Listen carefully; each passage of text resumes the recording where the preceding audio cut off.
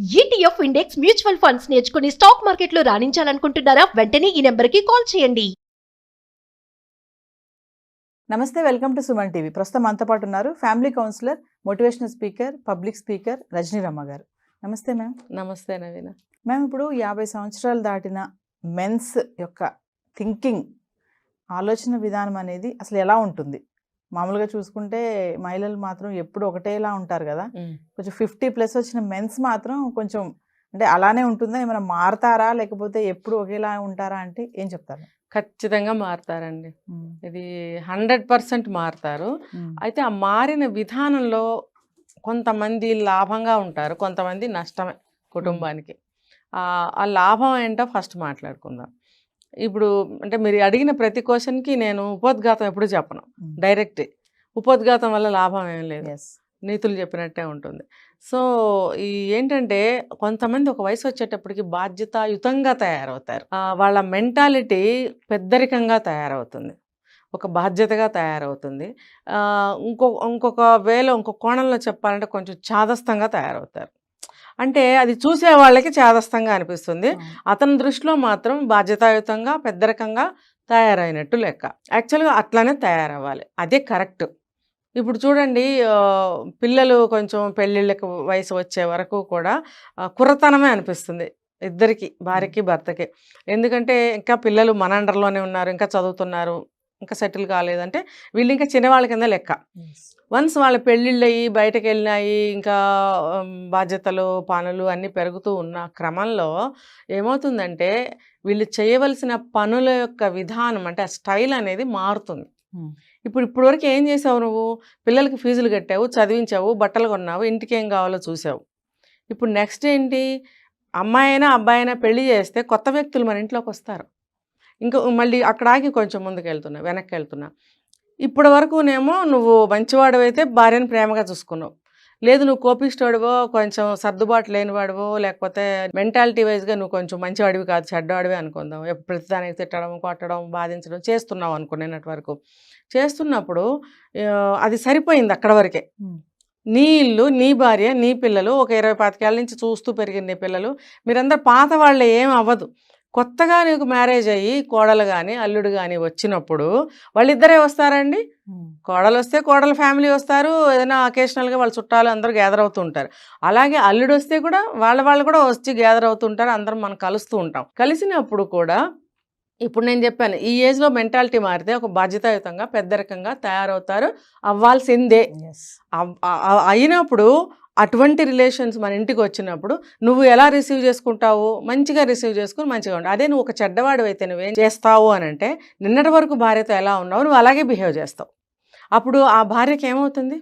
ఏం మిగులుతుంది చెప్పండి? కన్నీళ్ళు, అవమానాలు, ఏమి చేతకానితనం, బాధ, ఎవరికీ చెప్పుకోలేదు. అంటే దానివల్ల నీ ఇంటికి కానీ నీ ఇంటిల్లాలకు కానీ ఎంత నష్టం జరుగుతుంది అంటే, నేను ఎందుకు చెప్తున్నానంటే ఆ బాధ్యత అనేది రావాలి. మన ఇంటికి కొత్త వ్యక్తులు వస్తున్నారు, మా అల్లుడు వచ్చాడు, కోడలు వచ్చింది, వాళ్ళు వస్తున్నారు, వెళ్తున్నారు, మన మెంటాలిటీ మార్చుకోవాలనే బుద్ధి, జ్ఞానం ప్రతి మగాడికి రావాలి. అంటే ఎప్పుడు ఒకటే మైండ్ సెట్తో ఉంటారు మేడం వాళ్ళు? ఇంకా అంటే ఏజ్ పెరిగే కొద్ది మారరా? చెప్తున్నా అదే, మారుతున్నారు అంటే ఇది ఒక కేటగిరీ. మారుతారు, మారి ఇప్పుడు ఇలా వచ్చిన రిలేషన్, కొత్త బంధువులు వస్తే మంచిగా చూసుకుంటారు వాళ్ళని, సాంప్రదాయంగా ఇంట్లో అన్నీ జరిపిస్తారు. ఆ భార్యకి పెద్దగా కష్టమేమి ఉండదు. అయితే మారని వాళ్ళు ఉంటారు, మారని వాళ్ళు కాదు ఇంకో రకంగా మారిన వాళ్ళు ఉంటారు. ఇప్పుడు నిన్నటి వరకు నువ్వు బాధించావు భార్యని, అంటే మారుతారు కానీ ఇంకో రకంగా. అందుకే నేను క్లారిటీగా చెప్తున్నా. ఇప్పుడు ఇందాక నేను చెప్పాను ఒక పాయింట్, నువ్వు ఇప్పుడు వరకు తిట్టావు, కొట్టావు, అవమానించావు భార్యని, నీ పిల్లల దగ్గర, నీ ఇంటి దగ్గర, మహా అయితే నీ తల్లిదండ్రుల దగ్గర, ఆ అమ్మాయి తల్లిదండ్రుల దగ్గర మాత్రమే తెలుసు, నువ్వు పాతాడు అయిపోయావు. ఇప్పుడు ఈ కొడుకులకి కూతుళ్ళకి పెళ్ళిళ్ళే కొత్త బంధువులు వస్తున్నప్పుడు నువ్వు ఇదే మెంటాలిటీతో ఉన్నావు అని అంటే, వాళ్ళ దగ్గర ఉన్నావు అని అంటే కాదు, అక్కడ నీ ఇటువంటి మెంటాలిటీ అక్కడి నుంచి నీ 50 years తర్వాత ఇంకొంచెం పదునుగా తయారవుతావు నువ్వు. ఈ కేసులే ఎక్కువ ఉన్నాయి. ఎందుకంటే నీ బుద్ధి దరిద్ర బుద్ధి. నిన్నటి వరకు పెద్ద వయసు వచ్చింది, మారాలి కదా, మారకుండా మారతాడు. ఎలా మారతాడు? ఇంకొంచెం కఠినంగా మారతాడు. ఎందుకు? నాకు ఇంటికి అల్లుళ్ళు, కోడళ్ళు వస్తున్నారు, మనవరాళ్ళు పుట్టారు, అటు వాళ్ళ సైడ్ బంధువులు వస్తున్నారు, నా పెద్దరికం ఇంకా పెరిగింది, నేను ఎలా కూర్చుంటాను? సో నేను ఇంకొంచెం గట్టిగా తిట్టాలి, నేను ఇంకొంచెం ఎక్కువ పెత్తనం చేయాలి ఇంటి మీద కానీ భార్య మీద కానీ. అంటే నిన్నటి వరకు నువ్వు చేసిన చెడు ప్రవర్తన ఏదైతే ఉందో అది ఇవాళ నుంచి ఇంకొంచెం ఎక్కువ పెంచుకుంటున్నావు నువ్వు. దానివల్ల ఏమవుతుందంటే ఫ్యామిలీ ఇంకా ఎక్కువ బాధపడతారు. ఇంకొక పక్క నుంచి నువ్వు చెడ్డవుతావు. అరే స్టార్టింగ్లో నువ్వు మంచివాడు, అబ్బో పెళ్ళాన్ని భలే అదుపులో పెట్టాడు, తను ఏం చెప్తే అది వినాల్సిందే ఆ భార్య, ఆవిడ మాట నడవదు అంటే ఇది కొత్తలో అనుకునేది. దానివల్ల ఏమవుతుంది, భార్య చులకన అవుతుంది అవతల వాళ్ళకి. కొద్ది రోజులైన తర్వాత ఏమవుతుంది, ఇతను కూడా చులకన అవుతాడు. ఓవరాల్గా టోటల్గా ఇద్దరు కూడా బయట వాళ్ళకి చులకన అవుతారు.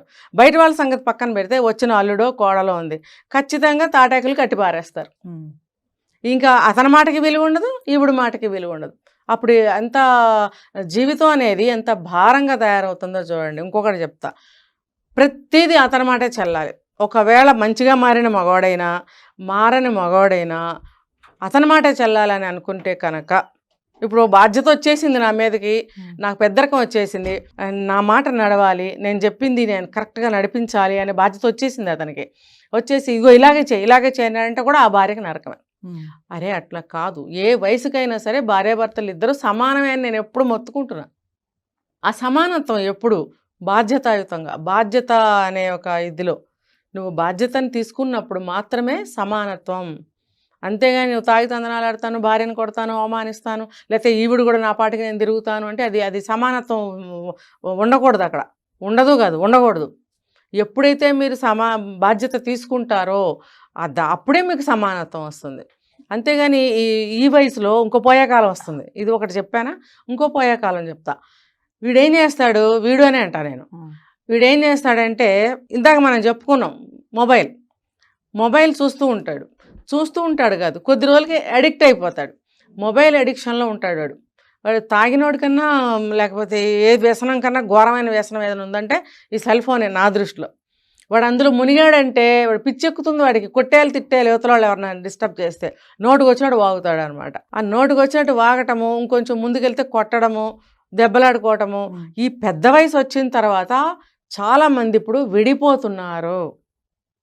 ఇది ట్రెండింగ్ న్యూస్. ఎందుకు అంటే ఇవే కారణాలు. నేను పెద్దోడినయ్యాను, నాకు పెద్దరికం వచ్చింది, అబ్బో నువ్వు కాదు అనుకోవడం. నీ భార్యకి రాలేదా? ఇప్పుడు ఇద్దరూ కలిసి ఇంతకాలం కాపురం చేస్తేనే కదా మీకు అల్లుళ్ళు కోడళ్ళు వచ్చారు. అలాంటప్పుడు ఇద్దరికి సమానమే కదా. నీకే వచ్చిందేంటి వయసు, సమానత్వం, పెద్దరికం? ఆవిడికి రావా?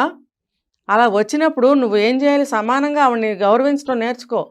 మినిమం రెస్పెక్ట్ చేయండి. నువ్వేం పూలదండలేసి కిరీటాలు పెట్టి కాళ్ళకి నీళ్లు పోయక్కర్లా, ఏమీ చేయొద్దు. మాటలతోటి రెస్పెక్ట్ చేయండి. మాటలతో రెస్పెక్ట్ చేసి మాటకి విలువిస్తే అదే మీరు ఇచ్చిన రెస్పెక్ట్ అవుతుంది. వీళ్ళు ఏం చేస్తారు, అక్రమ సంబంధాలు కూడా పెట్టుకుంటారు. ఇది మూడోది చెప్తున్నా నేను. ఏంటంటే భార్య ఇంటి పనులతోటి కష్టపడుతుంది, మోనోపాజ్ తోటి ఇబ్బందులు పడుతుంది. కొంత ఏజ్ వచ్చిన తర్వాత అనేక రకాలైనటువంటి హార్మోనల్ ప్రాబ్లమ్స్ వస్తున్నాయి లేడీస్కి. వచ్చినప్పుడు ఆవిడకి ఏంటంటే సెక్సువల్గా కొంచెం ఇంట్రెస్ట్ తగ్గుతుంది. దీనికి 2 కారణాలు. ఒకటి హార్మోన్స్ ప్రాబ్లం, రెండోది ఏంటనంటే ఇంటి వ్యాపకాలు, వ్యవహారాలు, వాటితోటి విసుగుతుంది. చెప్పనా దీనికి కొంచెం డెప్తే వెళ్తాను. అల్లుడు వస్తాడండి, అత్తారింటికి వెళ్ళానంటాడు కానీ మామగారింటికి వెళ్ళాను ఎక్కడన్నా మీరు చదివారా? ఎక్కడికి వెళ్తున్నారు అంటే పండగకి అత్తగారింటికి వెళ్తున్నాను, లేకపోతే ఇంకోటి అత్తగారు, దేనికి చూసినా అత్తగారింటికి కానీ మామగారింటికి కానీ ఎక్కడా లేదు. ఇప్పుడు ఏదన్నా ఇంటికి రాగానే అత్తగారు మంచినీళ్ళు ఇచ్చిందా లేదా, లేకపోతే అత్తగారు ఇంకోటి చేసిందా లేదా, ఇలా అత్తగారని నేను చెప్పను, పెళ్ళి కాకపోయినా కూతురికి కానీ కొడుకుకి కానీ ఆ ఇంటి ఇల్లాలనే కదా అంటారు. వాళ్ళ ఆవిడ లేదా వాళ్ళ అమ్మ ఇలాగే అంటారు. అంతేగాని పెళ్ళైన తర్వాత ఏమంటారు, అత్తగారు అంటారు. అంటే ఎప్పుడు చూసినా కాన్సన్ట్రేషన్ లేడీస్ మీదే. మరి ఆ మగాడు ఏమి అనడా, ఏమి చేయడా, దేనికి పనికిరాడా, వాడు ఏమైనా గొప్పాడా? నువ్వు గొప్పవాడు అయితే మరి నీ భార్యను ఎవరు అట్లా మాట్లాడరు. మరి అలాంటప్పుడు లేడీస్కి ఎన్ని రెస్పాన్సిబిలిటీస్ ఇంట్లో చూసుకుంటూ ఉంటుంది. అల్లుడి మర్యాద చేయాలి.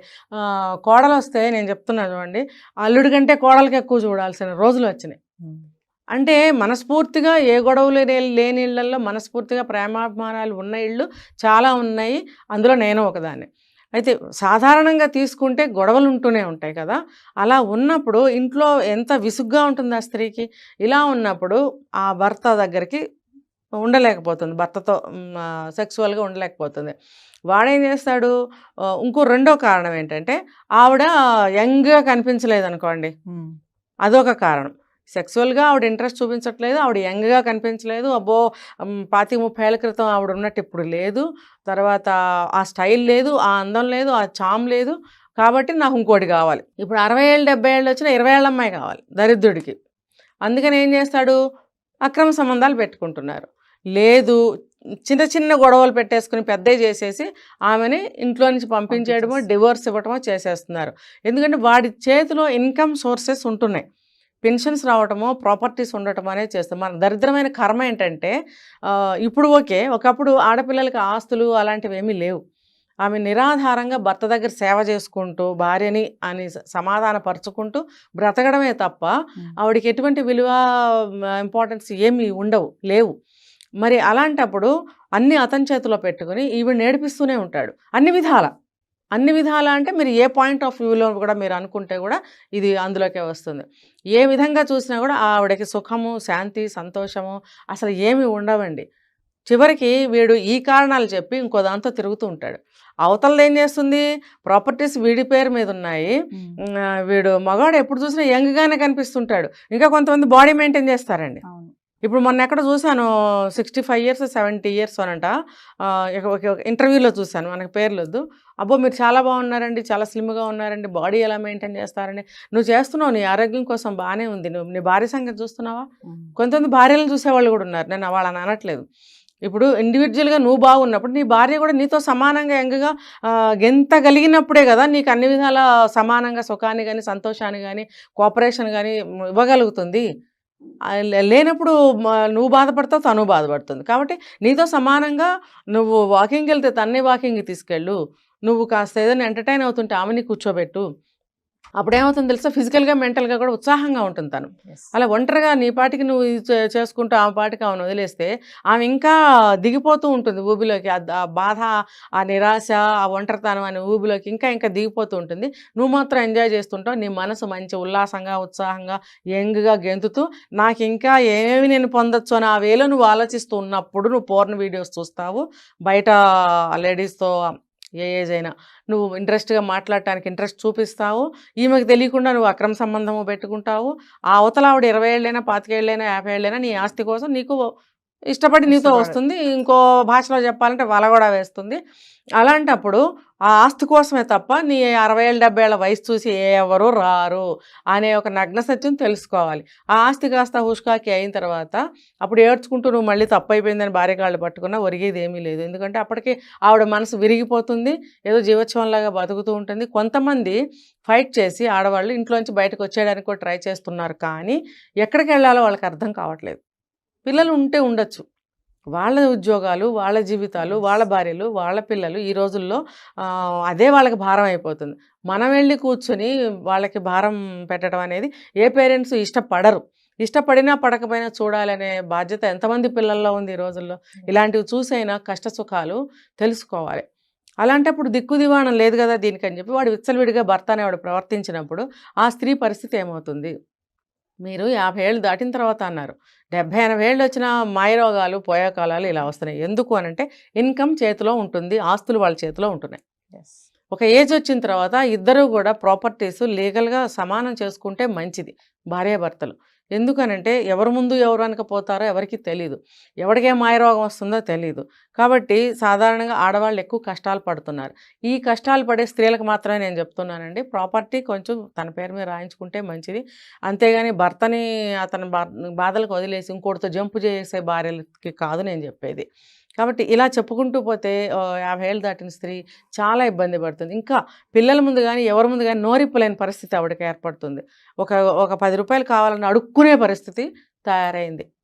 ఇంట్లోకి ఖర్చులకి డబ్బులు ఇవ్వడండి. నాకు తెలిసిన ఒక ఆయన ఉన్నాడు, రోజు 10 రూపాయలు అక్కడ పెట్టి వెళ్తాడండి. వాడి సంపాదన ఏం చేస్తున్నాడు? ఈమె అడగదా? అడిగితే మరి ఆయన ఇవ్వనంటాడా? ఏదో ఉంది సంథింగ్. రోజు 10 రూపాయలు అక్కడ పెట్టి వెళ్తాడు దరిద్రంగా. ఆ 10 రూపాయలకి ఏం చేస్తారండి? అంతేగాని జీతం వచ్చినప్పుడు కొన్ని లోన్స్ అని అవన్నీ ఏమైనా ఉంటే ఇంటికి ఇంత అని చెప్పి తెచ్చుకుని భార్య చేతికి ఇస్తారు ఎవరైనా. వాడు ఇవ్వడు, 10 రూపాయలు ఇస్తాడు రోజు. అంటే నీకు కావాల్సిన ఏదన్నా కూరగాయలు తీసుకొచ్చి వంట చేయడానికి ఇస్తావా? 10 రూపాయలకి వస్తుందా ఏమన్నా? 10 రూపాయలకి ఏ రోజుల్లో ఏమీ రాలేదండి నాకు తెలిసి ఏ రోజుల్లోని 10 రూపాయలకి ఏమి రాలేదు. అంటే ఎప్పుడో 100 సంవత్సరాలు 60 సంవత్సరాల క్రితం నాకు తెలీదు. నా ఊహ తెలిసిన దగ్గర నుంచి 10 రూపాయలకి ఏమీ రాలేదు. మరి అలాంటప్పుడు వాడు 10 రూపాయలు ఎలా పెడతాడు? మరి ఏమన్నంటే ఆవిడ నిమిషానికి ఒకసారి అవమానించేవాడు, నిమిషానికి ఒకసారి హేళన చేసేవాడు. మరి ప్రతిరోజు వాడికి సెక్స్ కావాలి, ఇంట్లో మంచిగా కమ్మగా వండి పెట్టాలి. అంటే అందుకుందా నీకు భార్య? ఏ వయసు వచ్చినా ఇలా ట్రీట్ చేసే మగవాళ్ళని ఏమనాలి, ఏం చేయాలి? దయచేసి మగవాళ్ళు అలా ఉంటే కొంచెం మారండి ప్లీజ్. మీ అక్కలు ఉంటారు, మీ చెల్లెళ్ళు ఉంటారు, ఆ స్థాయి నుంచి ఆ వయసు నుంచి వచ్చిన మీ అమ్మలు ఉంటారు. ఇప్పుడు మీ భార్య కూడా ఆ స్టేజ్కి వచ్చింది కాబట్టి మీరు దయచేసి అలా చేయకండి, అర్థం చేసుకోండి, మారండి. ఇప్పుడు ఇంత వయసు వరకు మీకు ఉపయోగపడిన భార్య ఇంకా జీవితకాలం కమ్మగా వండిపెట్టలేదు, లేకపోతే సెక్సువల్గా ఉపయోగపడలేదండి, వాళ్ళని ఇబ్బంది పెట్టి మీరు బయటకు వెళ్ళారు అని అంటే మీ వివాహ బంధం కానీ మీ మధ్య ఉన్న ప్రేమ బంధానికి కానీ మీరు ఏమని సమాధానం చెప్తారు? ఇన్ని సంవత్సరాలు గడిపిన సమయానికి విలువ ఉందా? మీరు ఏం సమాధానం చెప్తారు కాలానికి? మీకు మీరు ప్రశ్న వేసుకోండి. Thank you.